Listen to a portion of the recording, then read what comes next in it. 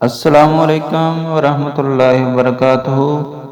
آج کی حدیث جو ہے وہ وحی کے حوالے سے ہے کہ آپ صلی اللہ علیہ وآلہ وسلم پر وحی کیسے نازل ہوتی تھی۔ ہم کو عبداللہ بن یوسف نے حدیث بیان کی، ان کو مالک بن ہشام بن عروہ کی روایت سے خبر دی، انہوں نے والد سے نقل کی، انہوں نے ام المومنین حضرت امی عائشہ رضی اللہ تعالیٰ عنہ سے نقل کی، آپ نے فرمایا ایک شخص حارث بن ہشام نامی نے حضرت صلی اللہ علیہ وآلہ وسلم سے سوال کیا تھا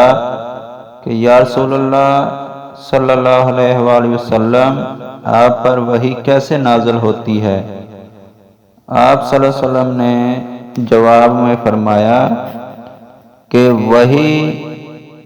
نازل ہوتے وقت کبھی مجھ کو گھنٹی کی سی آواز محسوس ہوتی ہے، اور وحی کی یہ کیفیت مجھ پر بہت شاق گزرتی ہے۔ جب یہ کیفیت ختم ہوتی ہے تو میرے دل و دماغ پر اس فرشتے کے ذریعے نازل شدہ وحی محفوظ ہو جاتی ہے، اور کسی وقت ایسا ہوتا ہے کہ فرشتہ بشکل انسان میرے پاس آتا ہے اور مجھ سے کلام کرتا ہے، پس میں اس کا کہا ہوا یاد رکھ لیتا ہوں۔ امی عائشہ رضی اللہ تعالیٰ عنہ کا بیان ہے کہ میں نے سخت کڑاکے کی سردی میں حضرت صلی اللہ علیہ وآلہ وسلم کو دیکھا ہے کہ آپ صلی اللہ علیہ وآلہ وسلم پر جب